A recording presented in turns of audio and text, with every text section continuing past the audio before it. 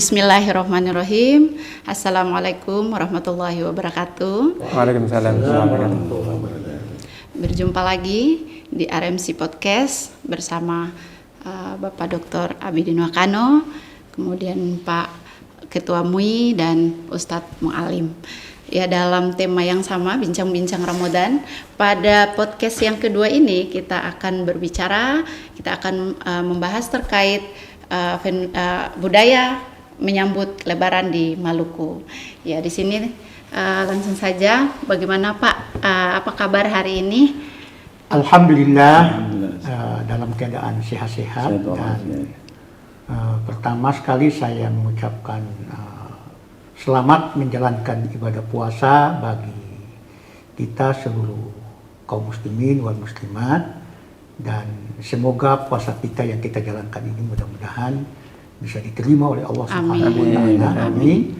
Dan berikutnya juga saya mengucapkan selamat kepada kita semua kaum muslimin wal muslimat dalam menyongsong hari raya Idul Fitri yang tinggal beberapa hari lagi. Kita akan menjalankan bersama-sama atau merayakan bersama-sama. Ya, terima kasih Pak. Memang aromanya sudah tercium ya Pak. Ini semalam bulan Ramadan yang ke-23 dan semarak menyambut Ramadan itu sudah mulai tercium. Ya, selanjutnya Pak Ustadz Mu'alim, apa kabarnya sore ini? Alhamdulillah, sehat walafiat, biidznillah. Alhamdulillah. Ya, selanjutnya mungkin Pak Abi, apa kabar? Alhamdulillah baik, Ade Nur, sehat walafiat. Semoga Ade Nur juga demikian. Senang berjumpa dengan Dr. Mu'alim. Iya, sudah lama tidak ketemu. Ini baru pulang dari studi doktor bidang tafsir ya. Insyaallah ya. Luar biasa, kita akan dapat pencerahan banyak ya.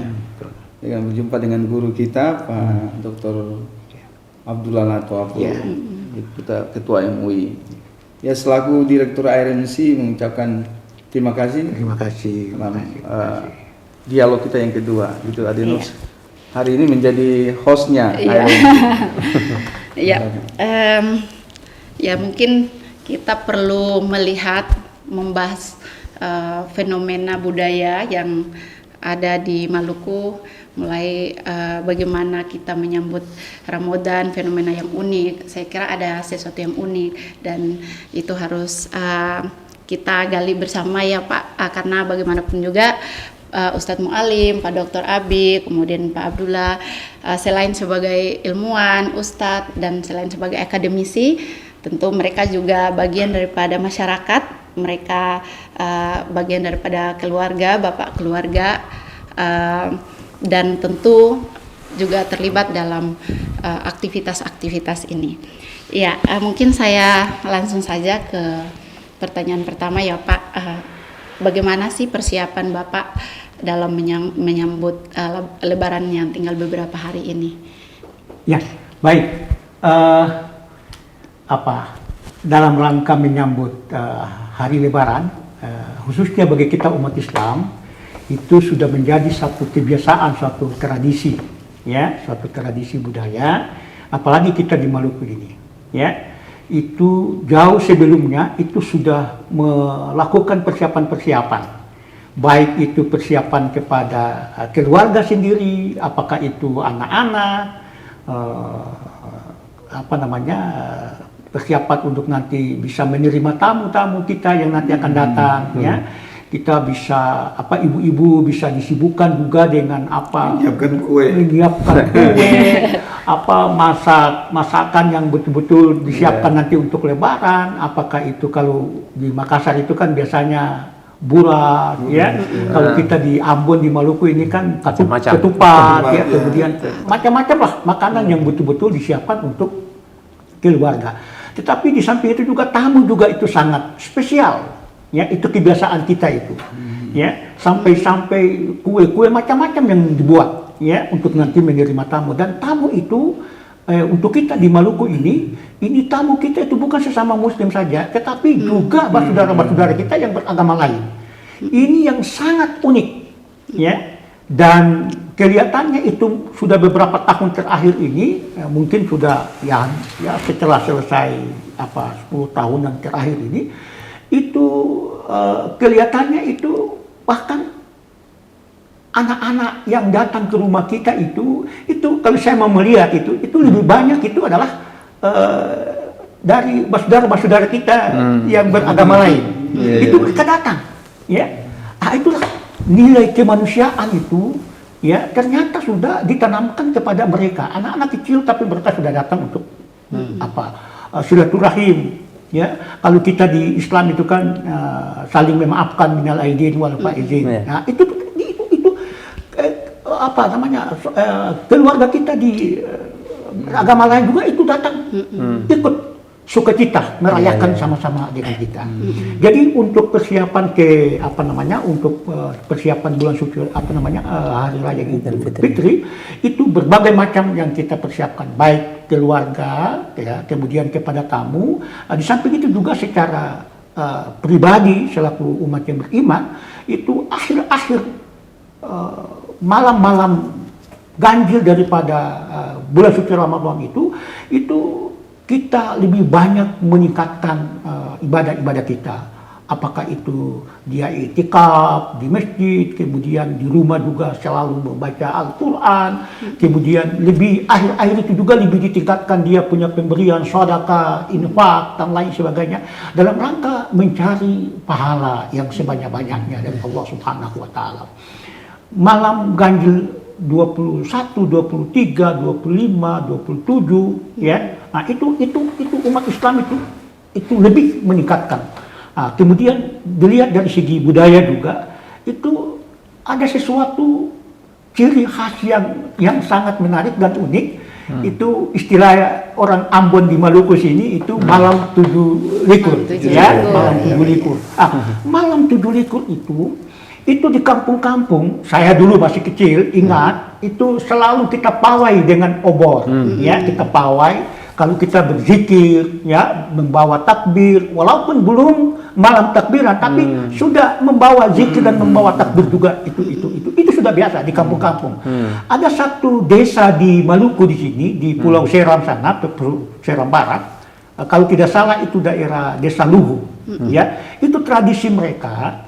Itu setiap malam 7 likur itu sore hari itu semua masyarakat itu pergi untuk menziarah kuburan orang tua-tua. Ya, ini ada punya nilai filosofis yang sangat mendalam. Ya, artinya tahun-tahun yang lalu itu masih sempat hidup bersama orang tua mereka. Ya, saya bicara begini juga merasa sedih. Ya, dulu kan sama-sama dengan orang tua lebaran tahun lalu, tapi saat ini orang tua kita sudah tidak ada, ya, sehingga kebiasaan di Desa Luhu itu, ya, itu malam 7 likur itu sore hari itu semua orang berbondong-bondong bersama-sama pergi menziarah orang tua mereka, kuburan mereka. Lalu di tiap rumah itu ditancapkan satu tiang, ya, di mana tiang itu kan ada cabang-cabangnya, ya. Nah, lalu dari cabang-cabang itu apa istilahnya? Ranting-rantingnya. Rantingnya itu digantung, ya, digantung hasil bumi, katakanlah pisang, juga itu. kemudian kacang, kemudian jagung, ubi-ubian dan lain sebagainya. Ya terserah hasil bumi di situ itu kira-kira apa. Itu mereka. Tapi itu sudah masak. Mereka sudah masak semua. Jadi begitu disiapkan untuk dimakan. Begitu digantung itu. Begitu sesudah selesai dari kubur, kemudian waktu maghrib selesai, terus masing-masing ngambil. Jadi masing-masing ngambil itu bukan yang punya yang ngambil, bukan, tapi umum, bebas, ya, itu bebas untuk kita ambil apa saja, apa yang kita inginkan, apakah jagung, apakah pisang, apakah labu, apakah silakan masing-masing ambil aja, dan itu bebas. Nah, di sini kita melihat bahwa budaya ini, ya, ada punya nilai pendidikan yang begitu mendalam, ya, nilai sedekah, nilai keikhlasan, ya, kemudian nilai kebersamaan, ya, itu cukup penuh dengan nilai-nilai, kalau kita melihat ya nilai-nilai nilai-nilai Islam lah, ya nilai pendidikan Islam itu cukup banyak di situ. Ya, itu satu kebiasaan. Itu tiap tahun mereka melaksanakan itu. Ya, ini perlu kita sesuatu yang baik, tradisi yang baik ini perlu kita budayakan. Ya, kita harus lestarikan dan kita harus pertahankan karena ini sesuatu yang unik. Ya, desa-desa yang lain mungkin nggak ada, tapi desa ini ada. Tapi mungkin desa yang lain juga ada punya keunikan juga mungkin. Dalam rangka mereka merayakan atau memperingati malam 7 likur itu karena mereka yakin betul-betul bahwa malam Lailatul Qadar itu kan ya itu hari-hari ganjil, ya tanggal-tanggal ganjil, ya di bulan suci Ramadan itu. Nah, oleh karena itu masyarakat di desa-desa itu sungguh antusias dan sungguh sangat bergembira sekali untuk melakukan semacam ritual-ritual, semacam acara-acara budaya yang kalau kita mau melihat juga ya insya Allah mungkin tidak begitu keluar juga dari nilai-nilai agama. Karena kita lihat dari sisi yang lain itu kan punya nilai kemanusiaan juga cukup banyak, keikhlasan, kemudian kebersamaan, kemudian ya membagi, karena itu semua orang siapa saja ambil, bukan ditentukan siapa-siapa, tapi semua siapa saja yang ingin datang silahkan dia. Ini suatu hal yang sangat unik sekali. Ya, di samping itu juga mereka malamnya juga itu mereka betul-betul di masjid, mereka ingin untuk beribadah lebih khusyuk untuk nanti bisa memperoleh barakah atau nilai daripada malam 7 likur itu sendiri. Ya, itu yang kita lihat. Ya, kita lihat secara budaya, ya di tengah-tengah masyarakat. Ya, itu yang nampak yang memang kalau tidak kita angkat dalam suatu kajian, ya kajian budaya, ini juga sangat menarik dan ini juga perlu kita harus lestarikan dan kita perlu pertahankan. Nah, sampai dengan menjelang Hari Raya Idul Fitri. Nah, Hari Raya Idul Fitri memang sudah menjadi kebiasaan buat kita, ya saling memaafkan dan lain sebagainya. Dan kami para tokoh-tokoh agama selalu menghimbau kepada umat kita untuk bagaimana kita saling mengikhlaskan, saling memaafkan atas semua kesalahan dosa ya antara sesama kita manusia. Dosa kita kepada Allah mungkin kita langsung kepada Allah, tapi kalau dosa kita kepada sama manusia, Allah belum mengampuni kita sebelum kita meminta maaf kepada orang yang bersangkutan. Kemudian yang menarik juga itu kan kita melihat di malam takbiran, ya. Nah, itu ada perbedaan di kampung dengan di kota. Ya. Kalau di kampung itu yang seperti tadi saya katakan, itu pawai obor, tertib dan penuh syahdu, ya, zikir-zikir yang mereka bawakan, ya, takbiran dan lain sebagainya, sungguh menyentuh, ya. Dan itu adalah dalam rangka untuk menyebarkan keimanan kita. Tapi kalau di kota kita melihat ini, ya memang namanya takbiran. Tetapi kadang-kala juga itu kan terlalu berlebihan dan lain sebagainya, sehingga timbul hal-hal yang kita tidak dapat inginkan, bentrok antara yang lain dan itu sebagainya. Itu kita khawatir, sehingga kami dari MUI itu ya biasanya menjelang 1 minggu sebelum Lebaran ya kita selalu memberikan himbauan bersama supaya di malam takbiran itu jangan lagi berpawai-pawai, tetapi cukup di lingkungan masing-masing, apakah di masjid, di musola, ya.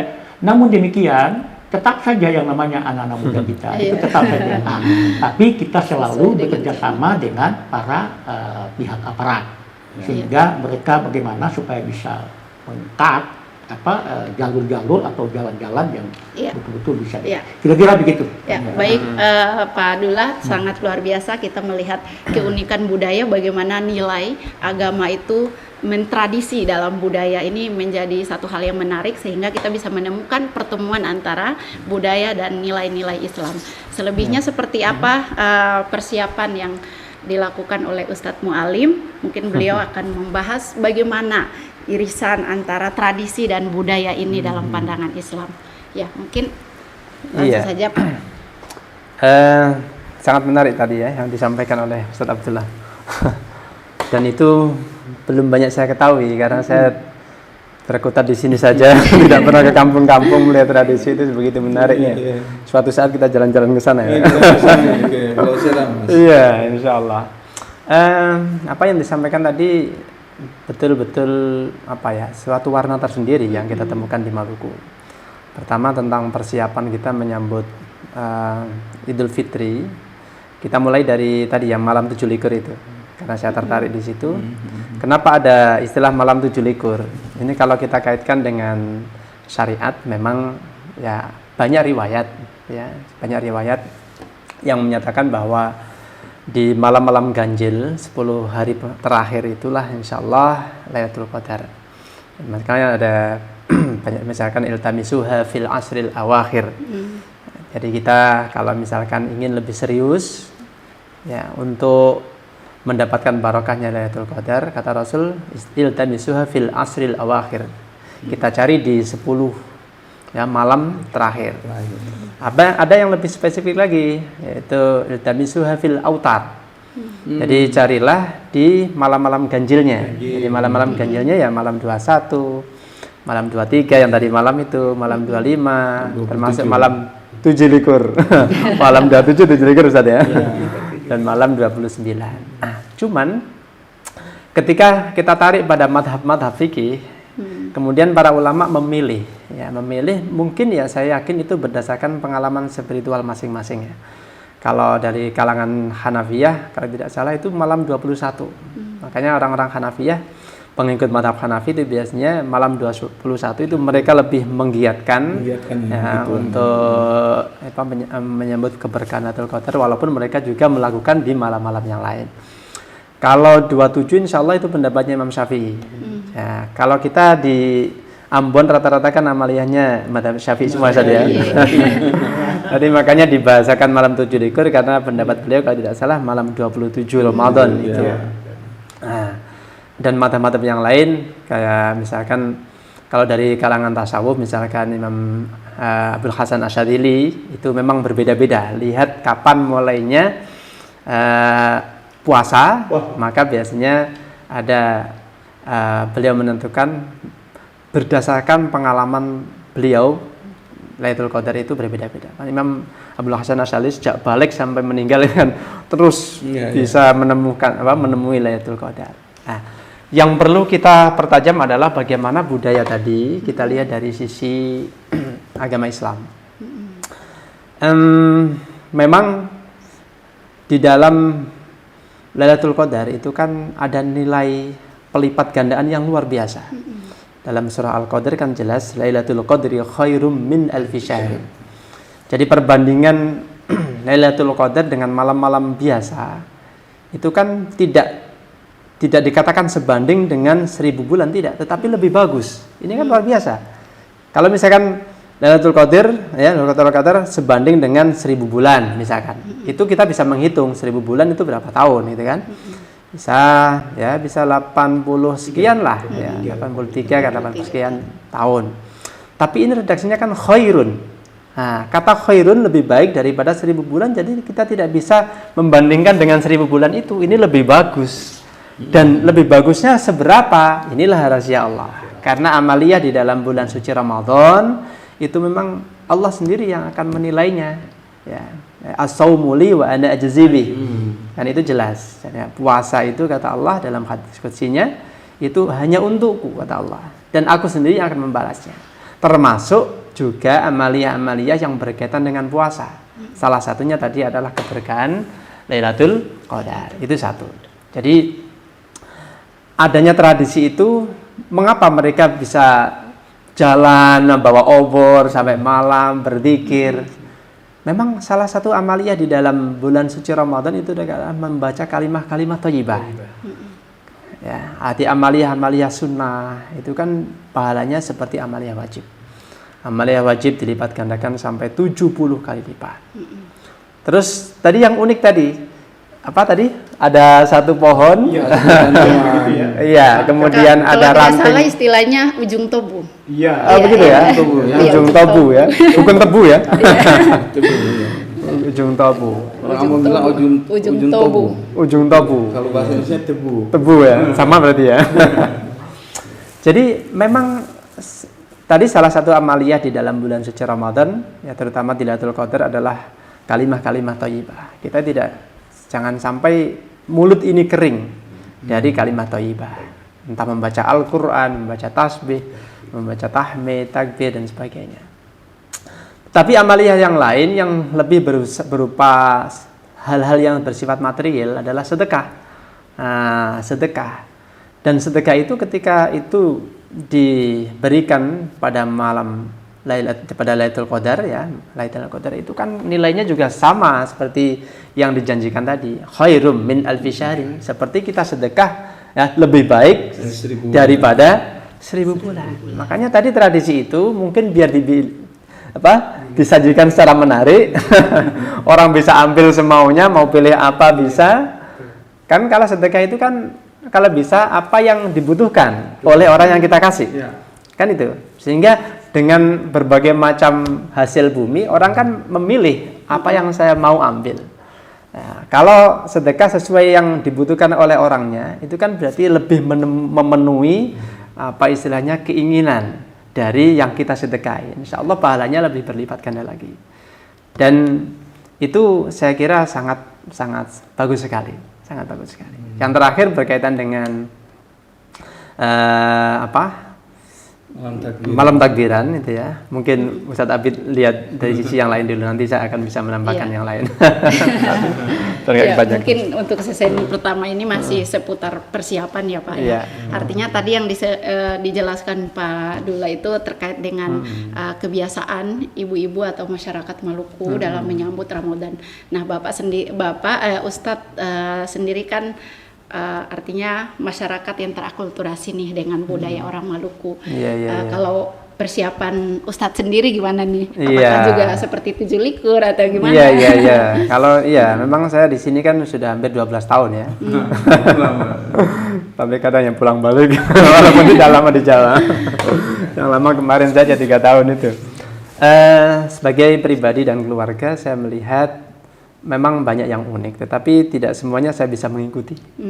Karena kalau tradisi kita yang di kota, yang di sini kan tidak seperti yang beliau sampaikan tadi ya. Jadi saya lihat ya hampir sama dengan di Jawa. Cuman yang unik di sini penyambutan Ramadan itu memang lebih meriah daripada di tempat-tempat lain. Kita bisa lihat setiap sore itu kan jajanan macam-macam itu kan ada di pinggir jalan. Terus juga ada tradisi kepuasan batin. Mahasiswa kita kan biasanya kalau kepala puasa mereka pulang. Iya. Kalau bahasa kepala puasa pertama mereka menyempatkan diri bagaimana bisa sahur dengan keluarga. Dengan keluarga.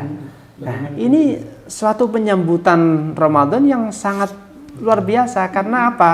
Kita makan bersama dengan keluarga, padahal biasanya nggak pernah terjadi itu. Itu kan suatu hal yang sangat dalam batin itu kepuasan. Iya, ada kepuasan tersendiri. Nah, cuman yang perlu kita dakwahkan adalah bagaimana kepala itu juga punya badan, punya tangan, punya ekor, punya kaki, kan? Artinya jangan hanya kita serius menyambut meriah di awal Ramadan, padahal belakangnya ini itu yang harus kita dakwahkan. Benar. Nanti ada kepala jalan sendiri, karena kepala puasa saja kita serius. Nah, jadi kayaknya seperti itu. Jadi menurut saya memang banyak yang unik, walaupun saya sendiri tidak bisa banyak terlibat, dan saya salut sekali dengan masyarakat yang ada di sini. Ya, terima kasih Ustadz. Dan kita bisa melihat ya, mahasiswa itu pada minta libur Ustadz. Ya, itu. Kapan libur. Jadi mungkin ada keinginan, kerinduan untuk kembali ke kampung, menyambut dan menyongsong Lebaran bersama keluarga, dan itu sesuatu yang sakral di dalam batin dan naluri mereka. Mungkin bisa dipahami kenapa kemudian kalau saya sendiri, karena saya juga mengajar, saya sendiri akhirnya meliburkan mereka lebih awal, 2 minggu sebelum Lebaran. Oke, Pak. Terima kasih Ustadz, dan selanjutnya mungkin ke Pak Abi. Bagaimana persiapan Bapak dalam menyambut Lebaran ini? Ya, saya kira bersama saja ya dengan apa persiapan yang terjadi atau dilakukan oleh Pak Dula, Ustadz Dula, Pak Ustadz Mualim. Menambahkan saja kita punya tradisi yang tradisi bersih-bersih, baik itu tradisi bersih sebelum puasa maupun sebelum Lebaran. Jadi saya kira ini sebuah tradisi yang baik. Orang Ambon bilang kasih bersih lingkungan diri dan lingkungan, seperti itu. Kemudian kita punya tradisi baik sebelum puasa maupun sebelum Lebaran kita berziarah ke kuburan, sampai kemudian pada puncaknya itu malam 7 likur tadi. Kalau di kampung saya itu kebiasaan kita ini bakar damar di atas kuburan lalu berdoa kepada para keluarga kita. Dan bukan saja orang tua kita atau yang keluarga inti, termasuk sampai pada ini misalnya bapak saya bin siapa.